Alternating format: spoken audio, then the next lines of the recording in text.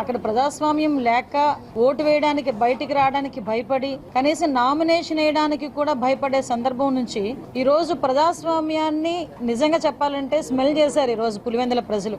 ప్రజాస్వామ్యం ఇలా ఉంటుందా అని దాన్ని ఈ రోజు ఆస్వాదించడం జరిగింది. ఈ రోజు మా గవర్నమెంట్ మంచి ప్రభుత్వము అని ఒకటి చెప్పడానికి స్టేట్ మొత్తం మా వెనకాతలు ఉంది అన్న సంగతి ఒక ఎత్తు అయితే పులివెందుల ప్రజలు కూడా ఈ రోజు స్వాగతించారు అన్నదైతే చాలా క్లియర్ కట్ మనకి ఈ రోజు కనిపిస్తా ఉంది. దానిలో భాగంగానే ఈ రోజు పులివెందుల జడ్పీటీసీ అదేవిధంగా ఒంటిమిట్ట జడ్పీటీసీ కూడా తెలుగుదేశం పార్టీ కైవసం చేసుకోవటం, దట్టు పులివెందుల్లో 6,000 పైన ఓట్ల మెజారిటీ 683 మాత్రమే వైఎస్ఆర్సీపీకి రావటం, 6,000 ఓట్ల పైన మెజారిటీతో ఈ రోజు తెలుగుదేశం పార్టీ జడ్పీటీసీ కైవసం చేసుకోవటం నిజంగా పులివెందుల ప్రజలు ప్రజాస్వామ్యాన్ని ఆహ్వానించారు అన్నది ఒకటి.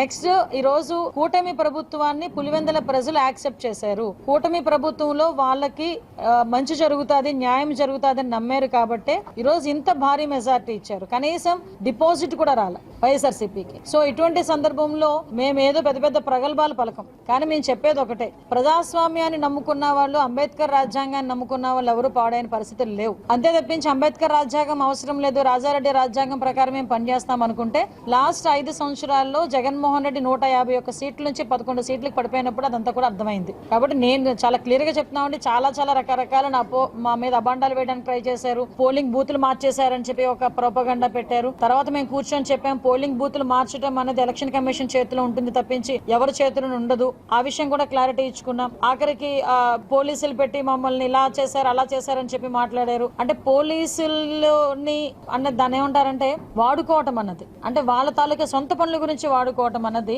లాస్ట్ 5 సంవత్సరాల్లో చేశారు. కానీ మేము ఇప్పుడు అలా చేయట్లే. ప్రతి పోలీస్ కి కూడా అతని పవర్ ఏంటో తెలుసు. పోలీస్ ప్రతి ఒక్కరు కూడా చాలా గౌరవంగా పనిచేసుకునే పరిస్థితులు ఉన్నాయి. వాళ్ళ డ్యూటీలు వాళ్ళు సక్రమంగా పనిచేస్తున్నారు. కాబట్టి జగన్మోహన్ రెడ్డి అతనికి వచ్చిన నోటుకు వచ్చినట్టు మాట్లాడుతున్నాడు, మేము పట్టించుకోకర్లేదు. ఈరోజు పులివెందుల ప్రజలు కూడా మా వైపు ఉన్నారు. పులివెందుల ప్రజలు కూడా మాది మంచి ప్రభుత్వం అని చెప్పి నమ్మి ఓట్లేసి గెలిపించినందుకు ప్రత్యేకంగా